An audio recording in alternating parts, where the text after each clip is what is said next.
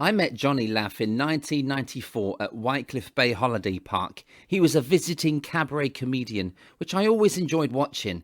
He was another act that talked to us resident young entertainers backstage and offered advice, but mainly just bantered with us. He's one of the lads and always has a story to tell.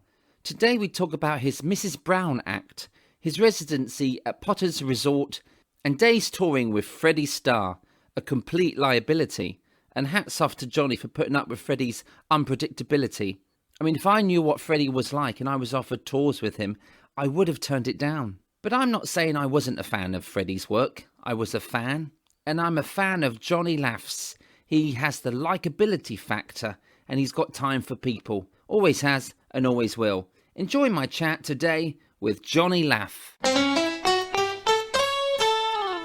Hello, mate. Hello, Johnny. Hello. How are you?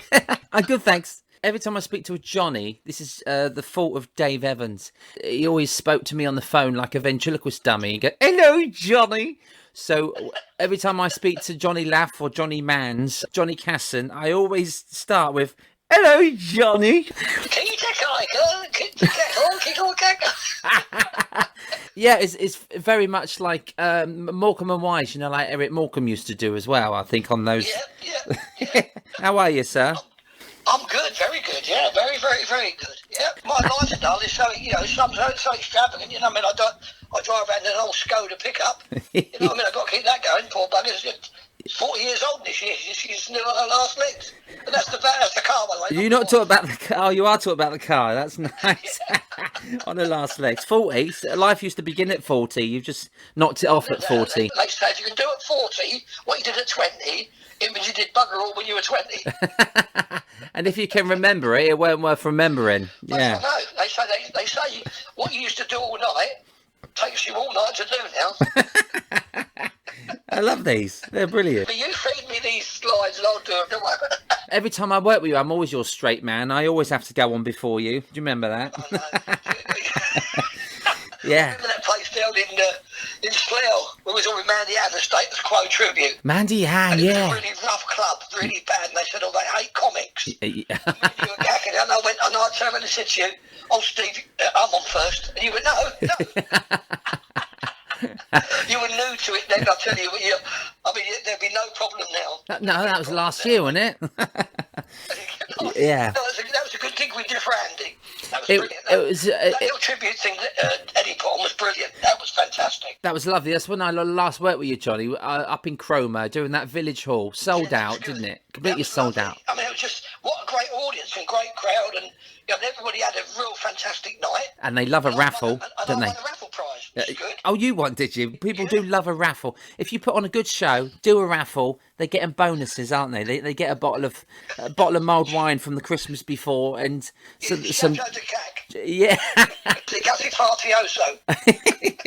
a box of chocolate liqueurs that no one wants. Do you know what I had? This is true. This my mate. I broke down once. Somebody brought me some liqueurs. Anyway, I got in the ditch. In the snow, and he came down his Range Rover, pulled me out, and I said, "Oh," he went, "What are those?" And liqueurs, and he had about 5 or 6. Right? Screw this. On his way back, he went off the road. On his slid, police pulled up and said, "Have you been drinking?" He went, "No." He said, "You smell a drink." He tested positive on the bag, right? No. And he went, "I've been eating liqueurs." He said, "That my mate behind me, who's just following me, he's got them. Have a look." So they went, "Yeah, but it's still alcohol." And he went, "I didn't know that." Anyway, they said, "Sorry, sir, we've got to take you to the station." He went to the station and blowed in that machine, and it was below the limit. Oh, luckily. He was cacking himself. Oh my God, can you imagine that? Getting breathalyzed for eating a Snickers or a Mars bar. Yeah, well, it'd be good, wouldn't it? Yeah. Snickers your license or something. Oh, the lorry drivers getting pulled over for eating all them Yorkies. I know, you have to be careful Yorkies these days. They bite your ankles. They're terrible, honestly.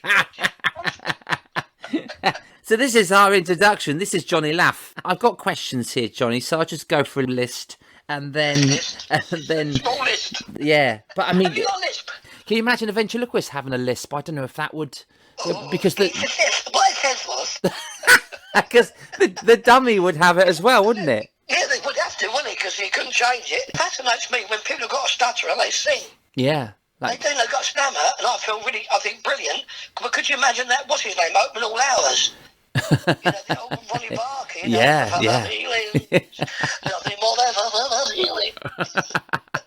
so that now I'm resigning myself to the fact of doing my live stuff on Facebook. Yeah. I do Potters once a week, or sometimes twice a week. Okay. And that's plenty for me. And I travel down the road, Steve, and it ain't fortunes. Yeah. But when you work out on a monthly basis, I'm doing all right. I'm getting, I'm on the books. I've been on the books for 4 years. That's good. That's lucky. When they said to me at the end of the summer, when they said we're closing down, we were doing one show. I'm not only doing stand-up in the show, I'm also doing songs like swing numbers like Me and My Shadow, You Make Me Feel So Young. I put a bit of comedy bent in it. Lovely. But to be somebody to say to me there, you can do that. I mean, I love the Chroma Pier show because that let me do stuff that I wanted to do, you know what I mean? Yeah. That's nice because you can do your act, can't you? On DVD. And the laughs are brilliant. I mean, I get so many, and it's not dubbed. It was one that Bruce took. And even Bruce said to me, when I went down once, he went, I can't believe you've not been back here. Johnny, where did you first get the bug from? You were a redcoat, weren't you? Yeah, I was a redcoat at Butlins. Well, I was a school idiot, really. It's the old story. Every comic will tell you. They always mucked about in school. Yeah. He always played up in school. And quick story, I used to muck about in school all the time. It was when Norman Wisdom, it was first start, not first day, but was a name. I'd muck about, and I'd do Jack Douglas, super all that and all that. And I'd muck about. So you do loads of impressions while you was in school? You're just doing impressions and slapstick? As well, a lot of this impression of a teacher used to walk like Prince Philip with his hands behind him. I said, he's like a duck. Because that got me in trouble. I got in trouble for talking to the Queen Mother. Yeah. The Queen Mother came to our school. No. And they said, don't talk to her. She won't talk to anybody. And she came up to me and I'd just done a gymnastics display with a horse, a pommel horse over the top. Yeah. And she went, that was very good. I said, well, did you enjoy it? I said, I'm pleased. I said, because I've only been doing it about a week. I said, how's the family, by the way? That's lovely. I said, listen, I've made a Christmas cake. None of my family eat Christmas cake. Would you like to take it home for your family? And she went, we're not. She said, I had one with my lady in waiting, but it was lovely to her. I said, you know what? My mum loves you. She said, what's your mum's name? I said, Evelyn, right? And she went, that's a lovely name. And I said, and then she went, it's very nice. And I could see my headmaster, steam coming out of his ears. Right? He called me in the office, and his assistant head said, she will be the only person he'll ever remember from this school trip. Yeah, that's brilliant. Do not talk to the Queen Mother. Where you actually done an interview. Did Opportunity Knocks. That was years ago with Huey Green. But that wasn't the actual TV show. That was a touring show. Oh, okay. A stage thing. It was in Boreham Wood. And there was 75 acts. And I came third out of 75 acts. That's good. Wow. Which I think Barry Britton came first. All right. Who sadly passed away a few months ago. Oh. Comic Barry Britton. And there was two guys who did dance routine, who were fantastic. They were on the show. I did get offered the show, but they wanted me to sign a contract and all this, and it was all... It's a bit like today. They say, can you sign this contract? And I went, I don't know what I'm signing for. I've got about 12 minutes. Yeah, That's yeah. all I've got. And sure. I was about 16, I think. Those guys you talked about, were they the Clark brothers? Yes, they were. Ah, brilliant. Brothers, yeah. Steve, I met Steve. I didn't meet his brother, but they were phenomenal, weren't they? Oh, they did that dance routine and they used to spin round. Another act that's very much like them is Jimmy and Brian. Sadly, Jimmy no longer with us. Jimmy and Brian Patton. Patton brothers, yeah. Who were the Chuckle brothers as well. They're Chuckle. Yeah. Barry and, yeah, they're brothers. All four of them. Jimmy and Brian got me into the business. Did they really? They got me into... When I was a Red, I used to go with them to their Sunday concert. It might be at Skegness or wherever, but I used to go and help move their gear around on stage and all this. And I watched them, and they trained me up. Brilliant. So you was a little roadie, sort of similar to me with Jimmy Tamley. You were going around with the Patton brothers, and you were kind of roadieing for him for a short while. Good, yeah, but he had a lovely Jag. He did a beautiful Jag. But another quick story about the school. When I was at school, my teacher said to me, Mr. Oxley, you'll make nothing of yourself. You'll never be a comedian. I love those sort of teachers, aren't they? Wonderful. And anyway, it must have been 10 years later, I bought my first Jag, right? It wasn't a fact, it was nice, it was white, but it was a bit of a shed, but it looked good. And I pulled up outside this newspaper shop. Anyway, he's in there. And I went, Mr. Oxley, he said, so what are you doing now then, young man? He said, I suppose you're on the dole, aren't you? I said, come out here. I said, see that, Jag? I said, that's mine, you know. That's from being a comedian. I'll get a picture for you. I'll sign it if you like. And I got a picture and I signed it. And I stuck it under the window of his Citroen 2CV. And I've never looked back. Wow, good for you, mate. Well, you should do. You should use the wing mirrors for that, but I'm sure the Jag's got them. Yeah, I've got reversing camera. Oh, amazing. Well done, mate. It's nice to get your own back, isn't it? Nice to get your own back. But I started, and I was a red coat, and I had 6 years as a red. Where was you a red? Was it just a certain... I was Skegness. I started at Filey. All over, okay. Yeah, then went to Skegness at Bothelli. Okay. And then when I finished Skegness again, I did 2 years, I went down to Bognor, and there's a guy called Wee Frank from Clydebank. Yeah. We were in the station waiting to go to Bognor, and a bomb went off in the ticket office. Wow, really? Like, the IRA was all bit, and me and him had just left the ticket office, and we were waiting by a trolley, and suddenly the window just literally blew out the whole thing. Honestly, the whole thing just went crazy. And the people killed. It wasn't and it was real big. And it just you think, oh, how lucky was I? 10 minutes ago, we were there getting a ticket. That's crazy. Welcome to Butlins.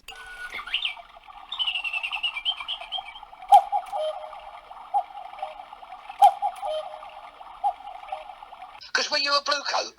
I wasn't an official blue coat at Pontins. I was a coat, but in private parks, So, and I'll tell you where I first met you, Johnny. 1994, Whitecliff Bay Holiday Park. Oh, dear, for Les. Yeah, Les Constable, bless him. We lost him last year. But you were one of my visiting cabarets. So I've got a picture of you in the dressing room, which I will put on this podcast when we post it out. I look terrible, didn't I? You didn't look terrible. That hair was yours, wasn't it? That curly thing on your head. It was natural, yeah. Yeah. Did I dye dead or did I go all right? You look like Kevin Keegan. Well, I only had my photos taken with the good axe, and you are in there. I must have got a laugh then. You got a laugh, not a laugh. Les was lovely with me because he used to say to me, if you're bored, go and sit with my wife. Debbie, lovely Debbie, yeah. Is she still alive?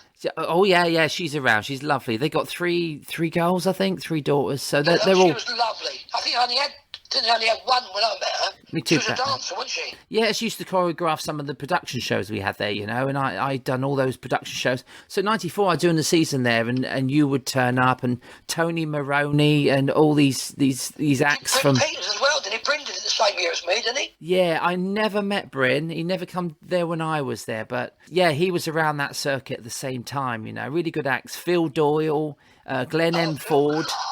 Yeah, great names. I should love Tony Maroney's act. Oh, he's brilliant, wasn't he? And also, Crisco.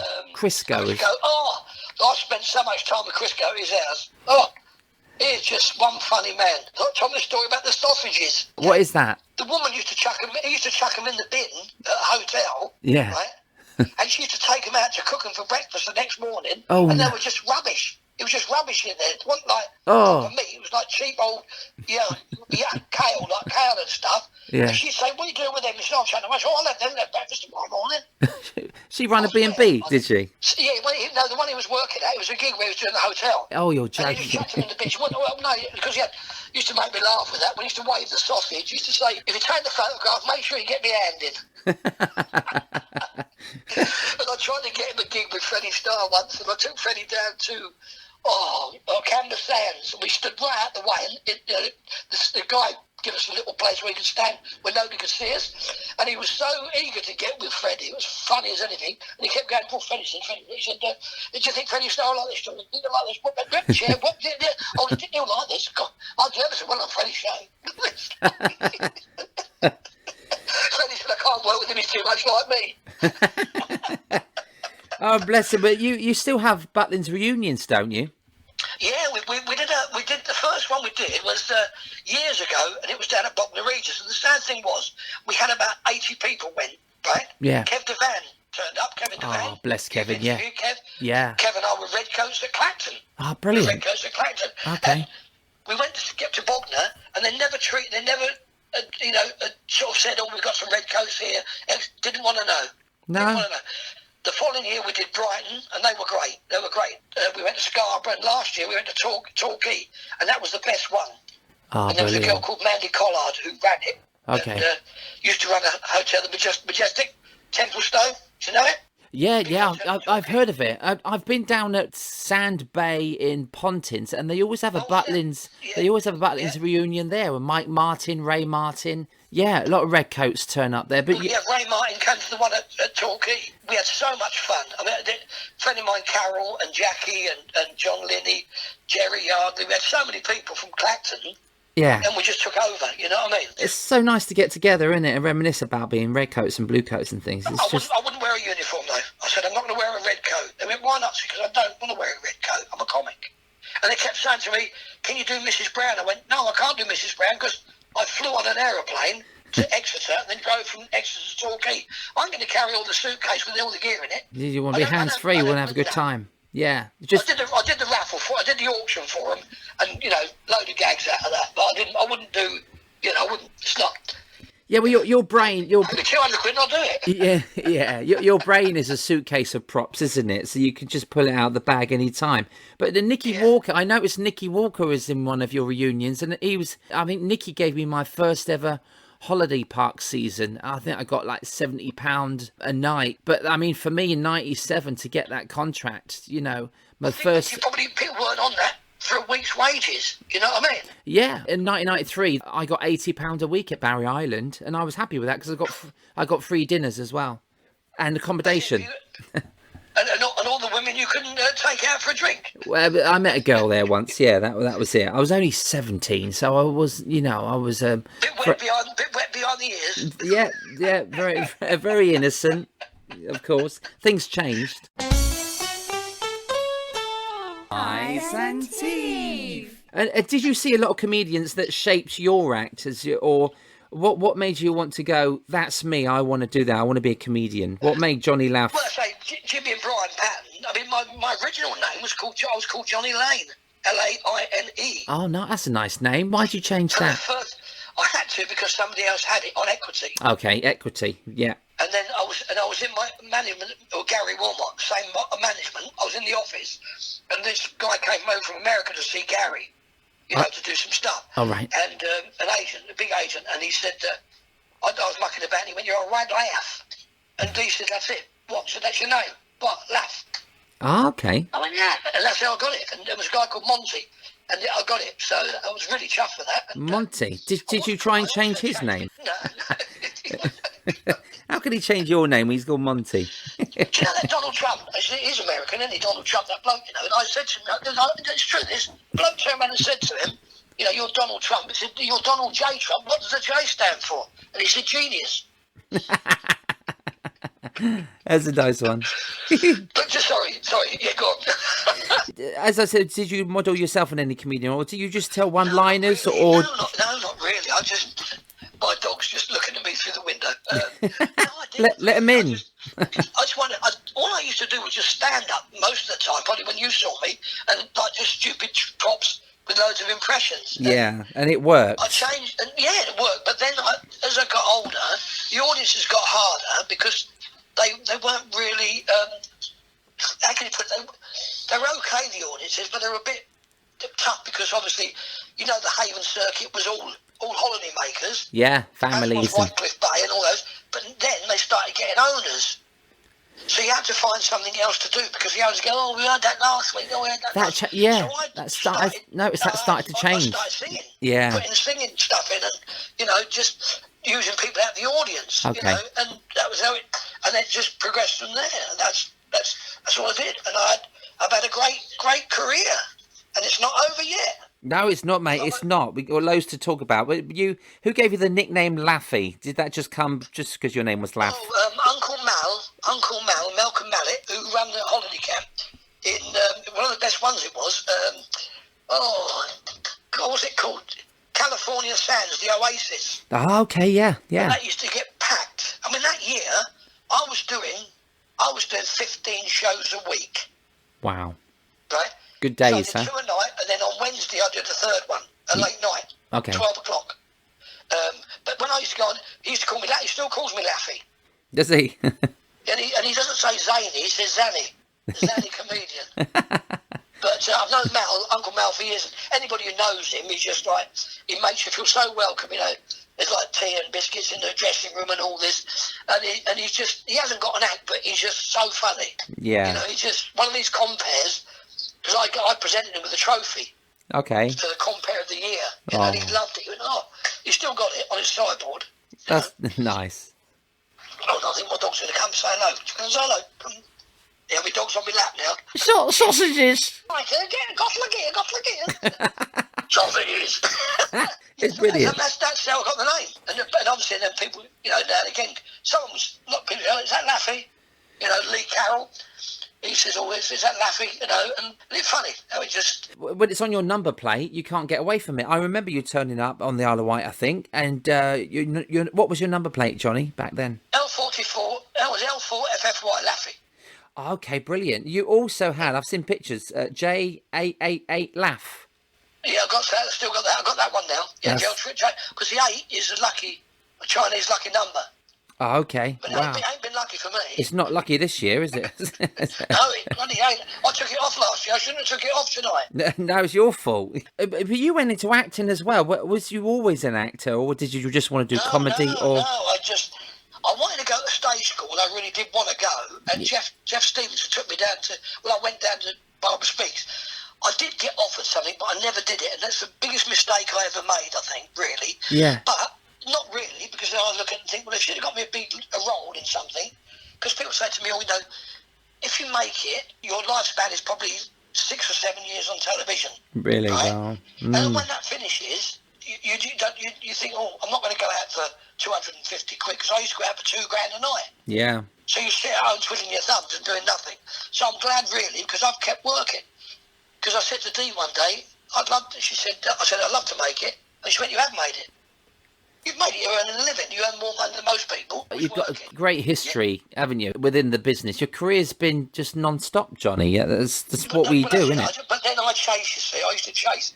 Yeah. Really, they used to give me a job because they were so fed up with me ringing up. Weren't you in the Bill in 1984? Yeah, I did a part in the Bill. I've done EastEnders. I was a guy in EastEnders, a builder. Did the Dagmar. And then I was something else in it. I did another part in it. Lorry driver in the Chief Police series. Oh, yeah, and that... Do you remember? That was so funny because the agent rang me up, the casting agency in London, and said, oh, got you a part in the Chief in Great Yarmouth. I said, yeah. So he said, I'll fax you. When I used to fax, I'll fax you the script. Oh, I did love a fax. Anyway, fax me the scripts. You can't beat a good fax, can you? No. And anyway, when it come through, I read it all. Had 2 weeks to learn it. Went down to do it.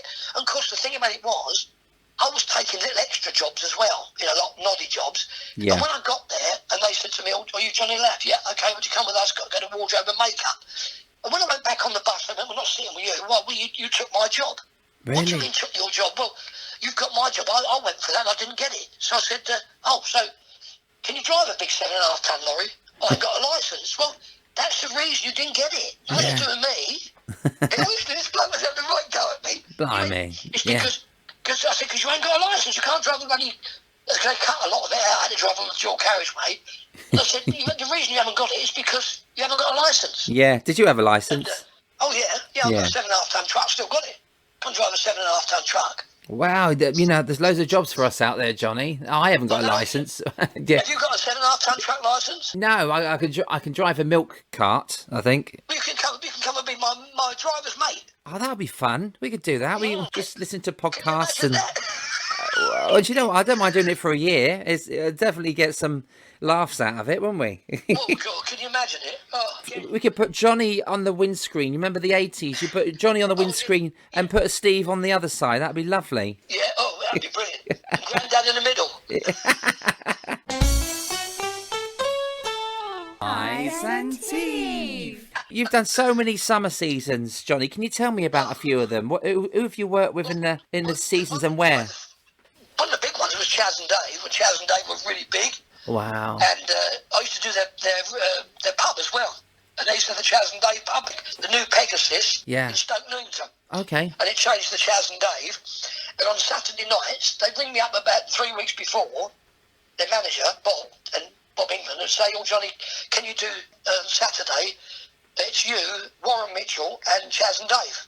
I went, I Incredible. can't go on before, after Warren Mitchell. He went, no, you can host it, do a few gags at the beginning, then put Chaz and Dave on, they'll do a few numbers, then you're going to do another little bit, and then put Warren Mitchell on as Alf Garnett, and then we'll finish the night with the Cockney knees up. That's what we should do. I did loads of those. That's a night I would love to watch now. You and Warren and Chaz and Dave. That is a night in itself, isn't it?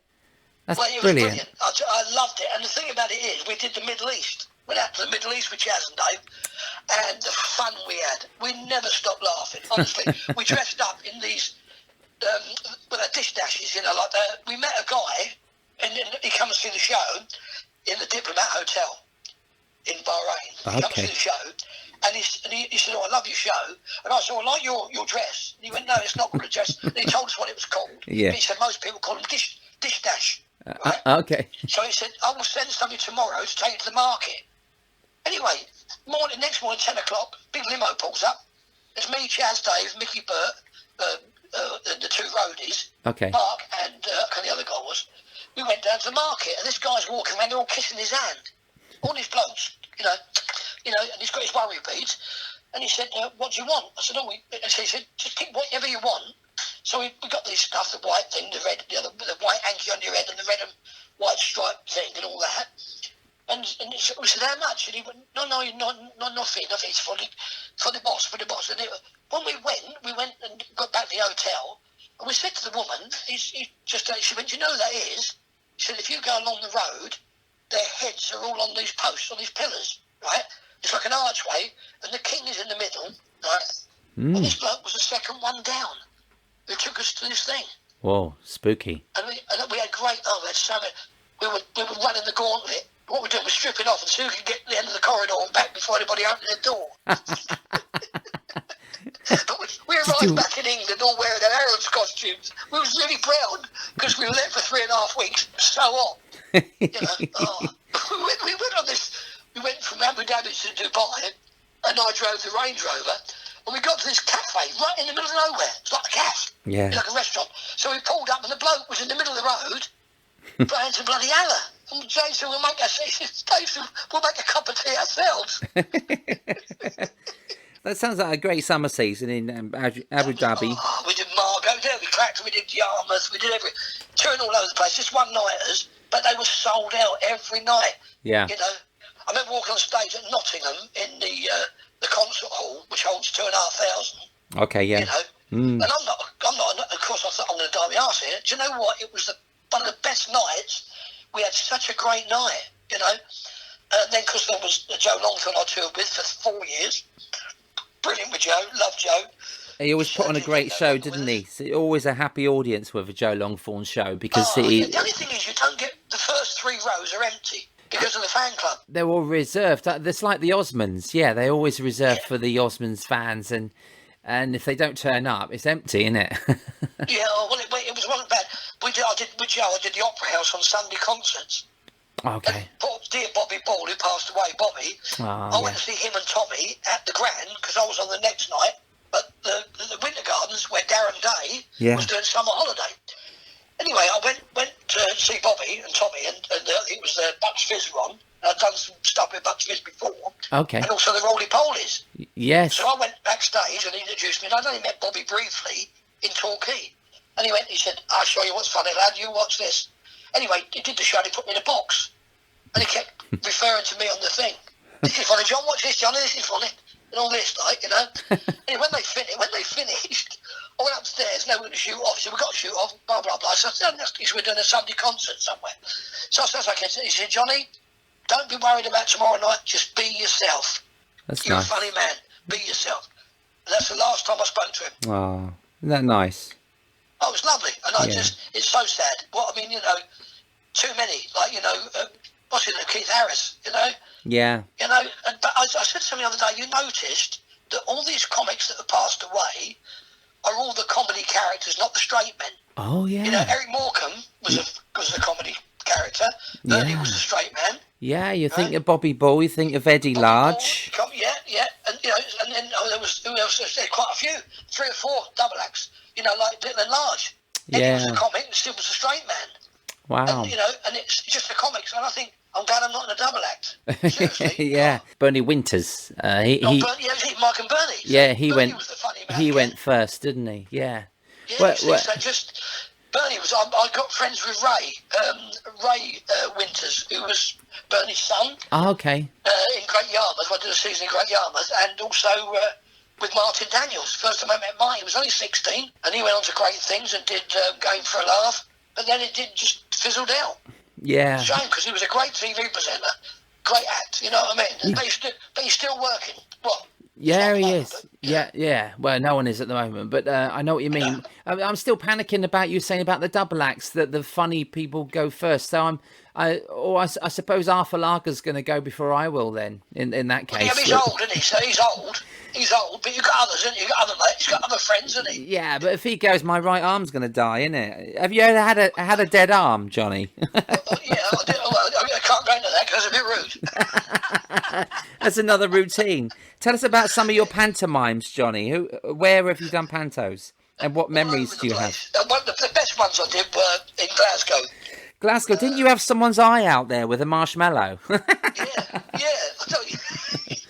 That was just, they said to me, the health and safety people, Yeah. you know, I was doing sweets, and Ian Gordon cut to me, and because that's the first year that I met the guy who's in Mrs. Brown's Boys, called Dino.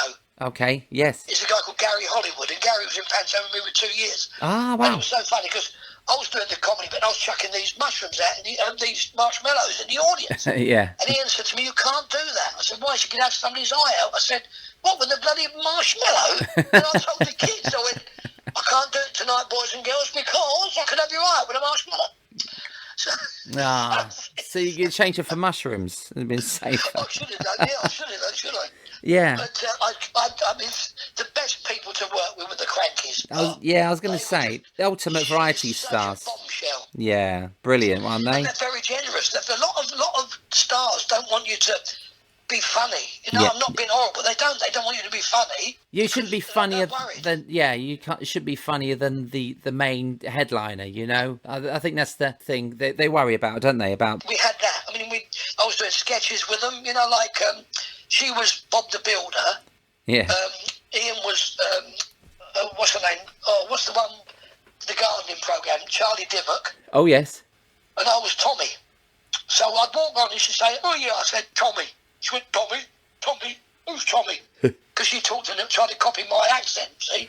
She said, "What's that?" I said, "It's my toolbox." She went, "Your toolbox? What's in your toolbox, Tommy?"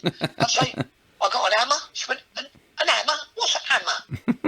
I said, "An hammer and a screwdriver." She went, "What's a screwdriver?" And of course, I went, "Don't you know what a screwdriver is, Hen?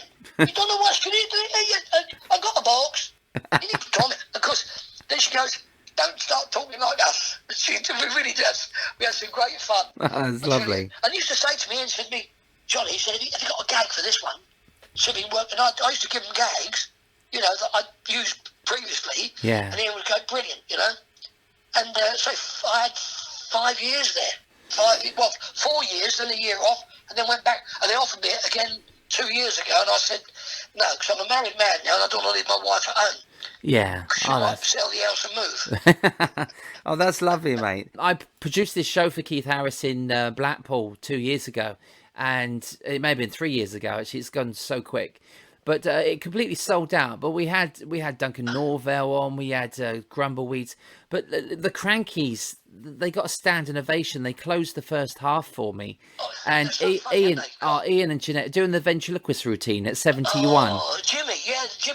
When he drops out, did she do the gag about walking through the audience and saying, "What are you doing?" She said, "I'm looking for me mammy." He said, "What's your mammy look like?" She's got blonde hair. And he said, "There's lots of ladies in here with blonde hair." She went, "Yeah, but my mum's got a black line down the middle." And then she said, "What's going on behind that curtain?" And he said, "Nothing." And she said, "There's nothing going on in front of it either." I can remember the act, like, you know, God. Oh, they're brilliant. He drops her on the floor, doesn't he, when he does it? Yeah, Throws yeah. her about like a doll. It's They are incredible brilliant. how they do that. But I mean, they were both 71 years old when they done this show 3 years ago, and they still done the same act, and they still got the standing ovation they deserved. It was brilliant. Yeah. I said the Potters, you should have them at Potters, because when they were in, I said they went, "Oh no," I said, "Bring dancers with them and everything." Yeah. And Jeanette comes down as Madonna, like, and it's funny as anything. She does Madonna, you know. and you just think that they got something. There's something, but they've retired now. They're finished. I think the Viva show was the last one they did. I'm very honoured that they came out of retirement to do it. But I mean, to see that night, I'm so glad I was there and watched it from the wings. It was incredible. But you know, they've done such a great thing for our business, haven't they? In variety, just really is. They just Oh, conversational. Johnny, where did you and Freddie Starr first meet and start to collaborate? What it was, I was just gigging here and there and everywhere, just picking up a crust. And then a friend of mine said to me, "Oh, they're looking for a compere at Caesar's Palace in Luton." Wow. So he said, One of the premier venues, wasn't it, at the time? Yeah, and he was one of the stage. He was a stage manager, right? So I rang up the owner, and he said, "Oh, can you come down and do an audition?" I said, "I don't audition." He went, "What?" I said, "I don't audition." He said, "What do you mean you don't audition?" I said, "Well, I've been doing it like over the years, you know what I mean?" And he said, "Well, come down tonight and compare the show." So Paul Burrell, who was with a radio station, he said to us, so I went down. It was like Smooth Radio, but it's not called what it was called then. Chiltern Radio, Chiltern FM. Okay. So I go down and I compare, and it was David Essex. So I did 10 minutes before, had a great night. Nice. The guy came back and said, "When can you start?" I said, "Well, I can't do that night or that night." And he went on, and I did different shows, different people. And then they got Freddie Starr there. And I thought, "Oh, Christ, here we go." So Trudy was there, and Trudy said, "Oh, Freddie wants a quick word." So I went, "Oh, right, I hadn't done anything." And he went, "What do you do then? What sort of stuff do you do?" I said, "Well, just a bit of stand-up, Fred. I don't think we'll clash." And he went, "Well, I'll watch you, because I might have some work for you." And I never met him, you know what I mean? I'd met him playing football and cricket in the showbiz things, but he didn't sort of come over and speak to me. Anyway, I did my spot, and I had a belter. Did the flowers, present the flowers, took the mickey out of people and all this. Trudy came and said, "Oh, he wants you to do his tour." I said, "When's that?" She went, "It starts next Tuesday." I said, "I can't. I've got gigs in. And I'll tell you who did it. No, I didn't do all of them. I did some of them, but Johnny, what's his name? Impressionist. His dad's an impressionist as well. Oh, John Clegg. John Clegg, his dad. Yes. Yeah, well, he did some of the gigs as well. So we split between us, and Mike Gold. Right, yeah. So they split it. And then when they finished, the next one, he said, "Johnny, can you do it by yourself? I just want you on your own with a band." And I did 10 years. Well, I didn't do 10. It was over 10 years. I might do like 3 tours. Just on and off. Time. Yeah. I did a couple of summer seasons, one in Great Yarmouth, and a big one in Torquay. And we were due to do Blackpool the year after, but Freddie pulled it out. I mean, what was he like on stage or backstage? He done a lot of pranks, didn't he? And I know he pranked you a lot, Johnny. And we did Southend. Yeah. Southend, the Cliffs Pavilion. It was packed, round. And I've gone on stage, and we used to do a bit of a double act. Freddie used to come out with just a pair of trousers on, right? Yeah. And he go, "I can't find my dressing room key. I've lost it. Can't find it." I said, "I gave it to you. I gave you one." He went, "Well, I never felt it." And all this quite innuendo, you know what I mean? But funny. Yeah. Then he'd go off. He'd come back on with his underpants on. I said, "It had a fob on." He went, "I've not had a fob on for years." And it was all this. I said, "It's a long fob with a key." And he went, "I can't find it." Anyway, comes walking back on in his underpants. And all this hair hanging out of his underpants, thing. Oh. He said, "I've had a Brazilian." I said, "I went out with her last week." And it was all this, right? And anyway, he said, and he said, "I've got it." Anyway, he pulled this big thing out of his, what I'm on about, makes a noise for women. But it was in the shape, that shape, and the key was on it. He went, "I found the key, John, look, here's look." And he put it in his mouth and walked off. Anyway, he did this, right, and I'm doing my act. And then he turned around and walked on and said, he said, "Are you hungry, John?" I said, "No, I'm going to eat later, Fred." And his roadie, his bodyguard, Minder, who was a guy called Preston Mahoney, a brilliant, lovely man. He was with JLS, I can't think of his name, the big pop band.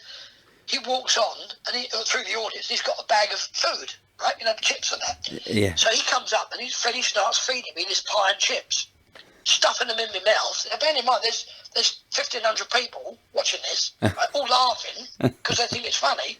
Yeah. So there's loads of stuff showing around, all this. I thought, bloody hell. One Direction, that's who he was with, Preston. So he's pushing this piece in my mouth, right?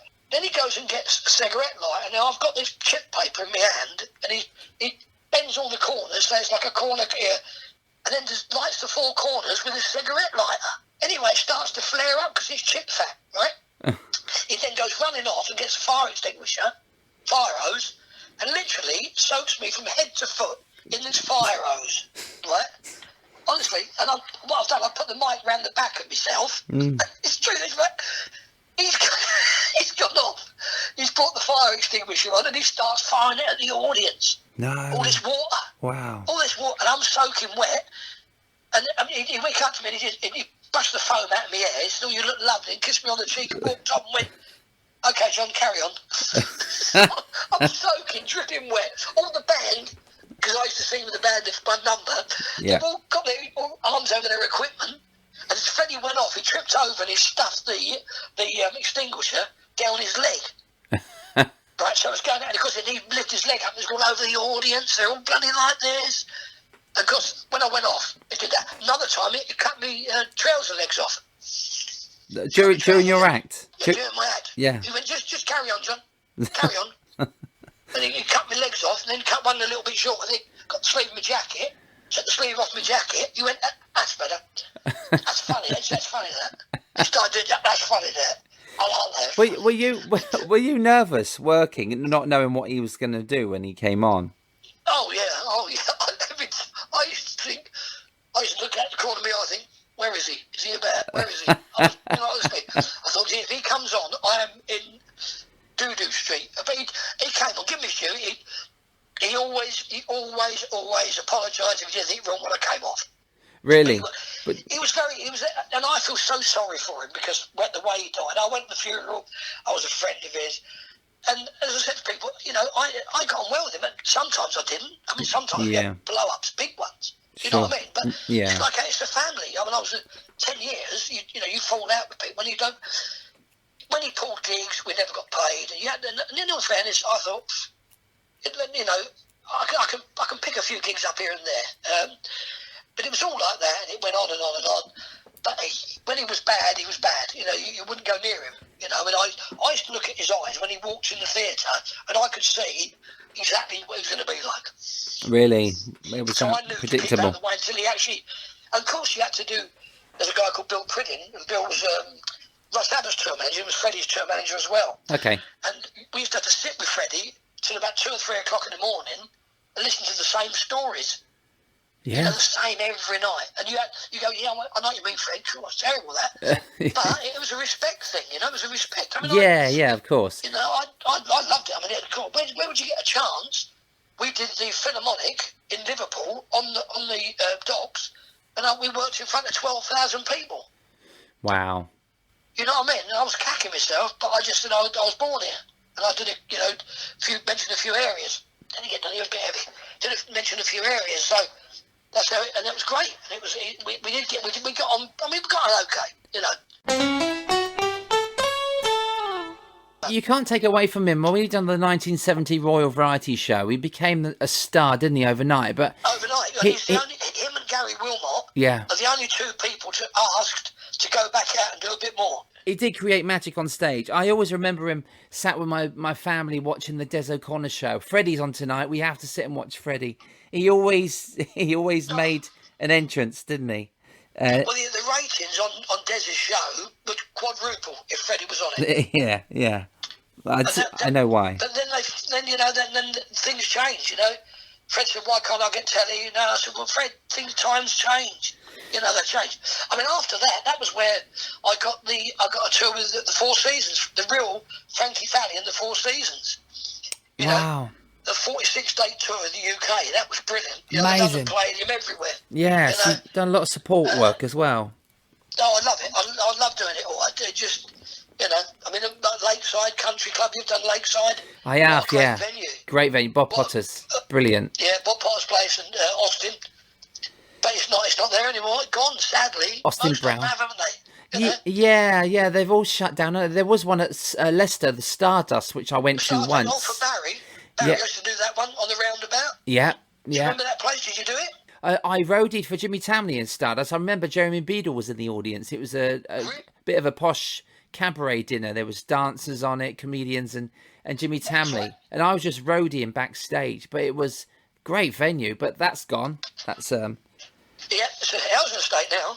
Oh, is it really? That's sad. I think Barry lives over in Spain somewhere. Oh, Constantinople. When the business starts to change, Johnny, you kind of want a bit of stability, and you started to do residency at Potters. I've heard about Potters over and over again. I've never been invited. I've tried to get jobs there. It's not easy to get in, but it's such they know what they want there, don't they? But you've had quite a few good years at Potters. Can you tell me about what you love? 12 years. Really, that long? What do you love about the place? It's a nice, easy-going place.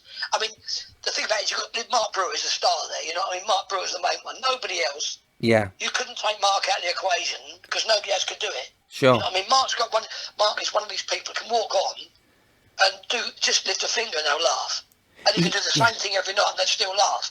Do they have a lot of owners there, or just repeat people? No, it's a private resort.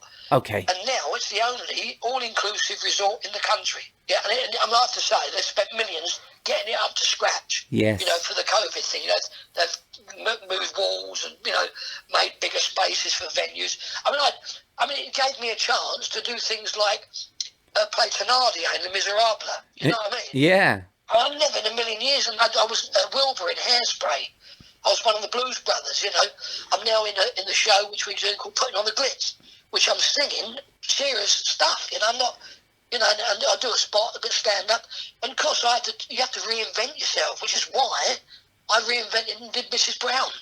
We'll get to that in a second, but don't skirt around Lard of the Dance. Tell me more about Lard of the Dance. You mean when I do? Oh, yeah, that was funny.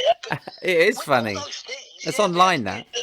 The Lard of the Dance, that just came up by mistake. They said, would you go on? And of course, we just copied Dimitri, you know. Stavros Flatley, yeah. Stavros, the Dimitri, they used to come to Potters and we got quite friendly. I went to see him in pantomime and everything. Yeah, they're great lads. And of course, I just copied them too. And mind you, I couldn't bloody do it. I mean, nearly have a heart attack, you know what I mean? It was a scar. And then, of course, I had Mary from the Dairy, who was another character. All right. You know, and where I used to have big booths and sling them around the back and they'd fly out the back across the audience, you know. That was odd. And then, of course, we did the swimming, the synchronised swimming, which Steve did. But we did it with 6 of us. Oh, I see. Yeah. And that was the biggest sketch that was ever, you know, people saying, what a sketch. We loved it, that swimming sketch, you know. It's fantastic. It really worked there, didn't it, at Potters, were you doing productions? I mean, you write scripts, you do comedy routines, and but it is a production.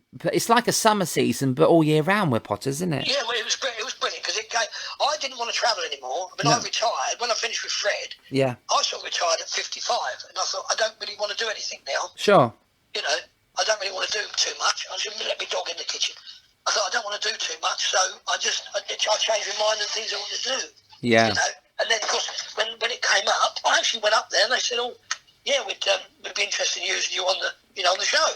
And I went, "Brilliant." And of course, I had to call Bingo, and people laughed at me. "Oh, you calling Bingo? Oh, you doing that? Oh, you doing the swimming guard? Whatever." You know, I said, "But you know, I'm not sitting at home twiddling my thumbs. You know." It's always in us, isn't it? It's in our blood, Johnny. You can't stop this. Yeah. I mean, I'd probably never give up. Like tonight, you know, I'm just going to, you know, I'm going to do 25 minutes of a bit of singing, a little bit of chat, you know, and then sometimes I get 1,000 people.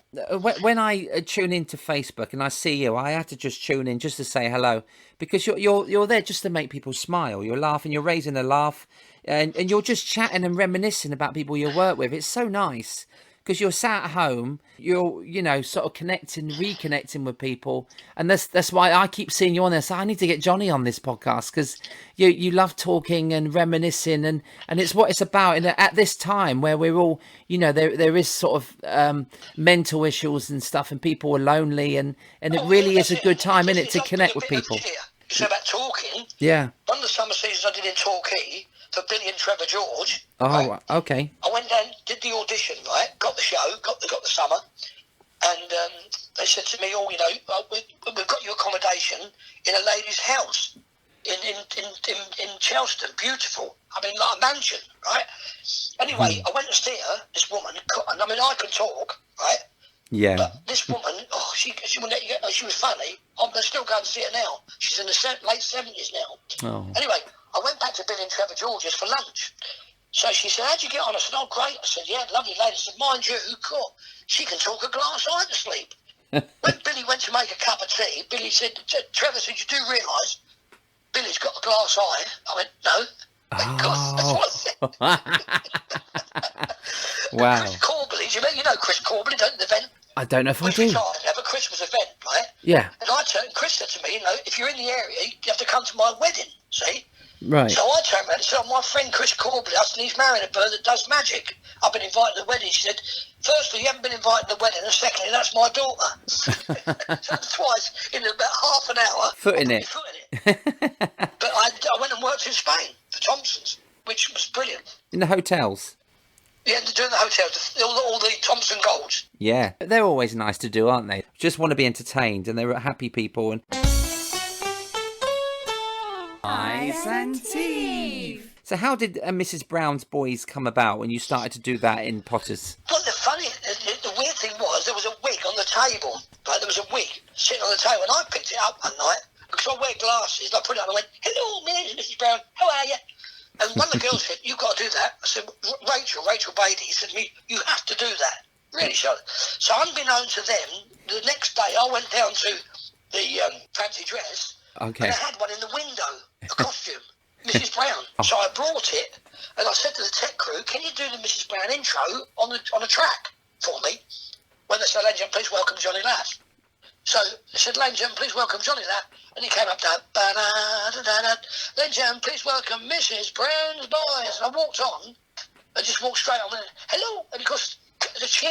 Oh, and just a couple of gags. I hadn't got an act with it. Yeah. Just mucked about, took the mickey out of people, and now I've got like a 20-minute routine, which I do. Brilliant. So, but that's how, and of course then they said to me, why don't you do a Mrs. B Keep Fit class? So I actually do a 45-minute like comedy routine, like Agadoo and all that, and YMCA and get all doing it, you know what I mean? Well, that's brilliant, but it's endless, isn't it? You can do bingo, you could do raffles with Mrs. Brown, and you're so good at ad-libbing because you've got the experience, so she could work in any situation.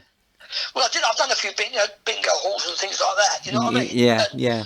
You know, a few weddings and stuff, so it's worked out. But I don't want to do loads and loads, I'm not bothered, you know? Don't want to travel too far from home.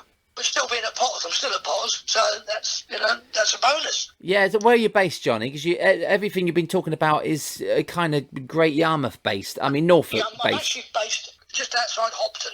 Oh, okay, you are up there. I can't tell you where because I don't want to come round and touch me. See? or the tax man will come and get me. Or some of my agents I forgot to pay the commission to. Yeah, so that's how it happened. That's how it happened. But I've had a great innings, I think. Yeah, it's not over yet. But I mean, you feel sorry for people that are up and coming. Is that what you're about to say? Yeah, I do, because where they're going to go? Because they're not the comedy stores anymore for the youngsters, the young comics. No, you know, like Jonglies have all gone. Yeah. You know, and one of the guys who has reinvented, and I think he's brilliant, he's a good friend of yours and mine, he's also a water rat, is Jeff Stevenson. Oh, Jeff's just got back into acting, hasn't he? Oh no, he's just got the award for the best actor in America. I'm so pleased for him. Yeah. Oh, Jeff and I have knocked around together because when I was a Red at Clacton, Jeff came down 15 years old, you know, and Jack the Lad, and of course he did his act, and it was really funny. Yeah. And then he said to me, I said, so what you been? Oh, I'm in Bugsy Malone. I thought, yeah, and I'm the President of the United States. Anyway, I went to see the film Bugsy Malone, and he's only in it. I thought, he is. And we kept in touch from that day, 1976, and we're still in touch today. Ah, that's amazing. I stayed at his mum and dad's and everything. Jeff and I have been friends because we don't mix that much, you know what I mean? But I mean, I grew up with like Brian Connolly, Shane Ritchie, you know, Bobby Davro, and I know all those people, but they're not what I call mates. You know, they're acquaintances, and I can ring them up and say, "Oh, how's it going?" They'd be on the phone for an hour. You know what I mean? Yeah, sure. But you know, that's the nice thing about it. You know, it is nice, but you could see someone you're not seen for 30 years and pick up like you saw him last Tuesday. That's what this business does, isn't it, Johnny? It really it connects all of us. A friend of mine is in Manfred Mann's Earth Band. He's a lead singer. Yeah. Guy called Robert Hart. Okay. Well, Bobby was doing the circuit in Great Yarmouth with me when I was up here. Yeah. Yeah, a little bit poppy, little pop star, you know. And he got a contract with Joe Cocker, and I went to see him with Joe Cocker. Wow. Then he went to America and wrote the music to Whoopi Goldberg's The Burglar and was in the film. And he got a big recording contract, and now he's with Manfred Mann's Earth Band, you know? Brilliant. Yeah. That's brilliant, history, lovely band. isn't And it? we've got in touch again, so that's nice. Yeah. Well, you sing as well, don't you? You got any CDs for sale? I noticed that you posted that you've got an old CD or something online. No, somebody got that years ago. Did they? Years ago, not me. No, I don't have CDs anymore. I've got the new ones now, a laser, a brilliant laser disc. But the machines, you can't get them. Just download them.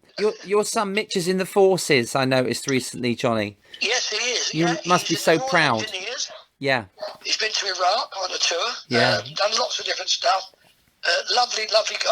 I've now got 2 dogs looking through the door. I told you they're all going to start coming round. I told them where you live now. My little girl, she's just looking at me, all funny. My boys, they don't do anything together. Are they married dogs then? No, engaged. Sort of, yeah. He's going to wait till they get married, then he'll jump on it. But going back to my son Mitch, yeah, he's 26, and he's a full corporal in the Royal Engineers. Oh, wow. And he is just, I'm so proud of him because he's just, you know, he's always loved the army. When he was a kid, I had to do his bedroom, you know, I've been like a little bit like the army. He camouflage. Could you never find him when you went in the room? I know. What's that gag? And it's a bloke says, "Where were you this morning on camouflage?" He said, "I didn't see you." He said, "Yeah, good enough." Oh, bless him. So Mitch, where is Mitch at the moment? Is he on call now? No, he's just in barracks at the moment. They can't do it. They can't go anywhere. No. I think he probably did something yesterday at the barracks for Remembrance Sunday. Oh. But I'm so proud. We've seen the picture of him in the uniform. You look really proud, and it really is nice to see, you know, somebody with a passion, you know, like that, and that hasn't gone into comedy, but he's still touring in different ways, you know. Yeah. He's a Christmas baby as well, born on Christmas Day. Oh, really? He's got a birthday coming up. I know. And I had a gig, and I had to cancel it when he's born. Bugger. That would have been a well-paid, double-paid gig, wouldn't it, as well? Quite would, wouldn't it? God. Oh, Brian, but I tell you what, you got a nice gift, though, to get a son being born on that day. Oh, tell you what. Brilliant. He is just, I mean, I love him to bits, and he's, you know, he respects Sue, my wife now. I'm still in touch with his mum. Not we don't talk, but, you know, whenever he mentions her or something, you know, that was my first marriage, it's gone, and now little Mitch, you know, and that's, but I've still got pictures of him when he was a little boy on my side, you know, which I'm proud of, and I look at that and I think now, and then the one where he's a soldier, and you think, oh dear, you know. Yeah. When he was in Iraq, it was a little bit hair-raising, you know. Well, yeah, it must have been scary for a father. So was he never interested in comedy then, Mitch? No, he can sing a bit. He's got a bit of a singing voice, but he would never sing for a living, you know what I mean? No, not the singing soldier on next year's Britain's Got Talent. That's that'd be good, wouldn't it? Singing soldier. Not sings Robson and Jerome. Have we seen that? I don't think. Robson, yeah, you could do that. I could dress up in a soldier, and he could be the proper soldier, and we'd sing together. I believe for every job. Oh, mate, I tell you what, that'll get to the finals. That's what they love, isn't it? Yeah. Father and son. I keep having them ring me up. They keep ringing me up. Do they? Still doing it? No. They want you to do it in a dress or in Norman Wisdom? Yeah, Mrs. B. Bit of everything. I said, no. Yeah. I said, no, I don't want to do anything like that. I'm too old. I'm 68 this year. I don't need to do it. But thank you very much for the offer. Oh, bless. It's nice to be asked, isn't it? But it's nice to turn something down now and again. They asked me, Johnny. They asked me to come on, Take Me Out, the game show. You know, where you go on and really? yeah. I mean, I've been married for 20 years basically. I've been with Nina 20 years. I did say to him, I don't think my wife's going to be too happy with me doing this show, so I'll have to decline. Yeah. I've applied to go on Bargain Hunt, Lee. That's my favourite programme of all time. I love it. It is a good show. A friend of mine was on that last year. Spencer Gibbons was on it. Oh, was he? I didn't see him on there. I just told him the truth. I just said, you know, I think that, you know, I could bring something to the table. Yeah. You know, so I'm Mrs. B looking like a comic entertainer, semi-retired. I said, that'll be fun. But he said, what would you do? I said, well, I'm just trying to get obscure stuff that people don't normally get. Yeah. And try and make some money. And they both want to sit up on the thing. Come and sit up here. That's it. Come on, here they come. I'm going to have to call this I'm going to call it a dog cast. Yeah. No, don't do that, Bailey. Do you realise? Don't lick that. Stop licking that. What's I can do that? To give him a biscuit, you might let you. Have you got a jar of peanut butter there, Johnny? I could have. I could have. I've really enjoyed catching up, Johnny. Thank you so much. It's been a pleasure. Have to get together soon and have something to eat when this is all over. I really love that. If I'm up in your area, and when there is work, I'm always up in your area. So now I know where you are, and I will track you down.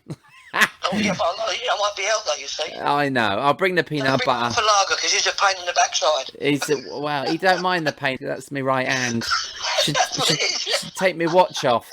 Yeah, listen, mate, thank you very much for that. It was a pleasure. I'll speak to you soon, Stevie, all right? Thanks, buddy. See you soon. Bye-bye. And you. Bye.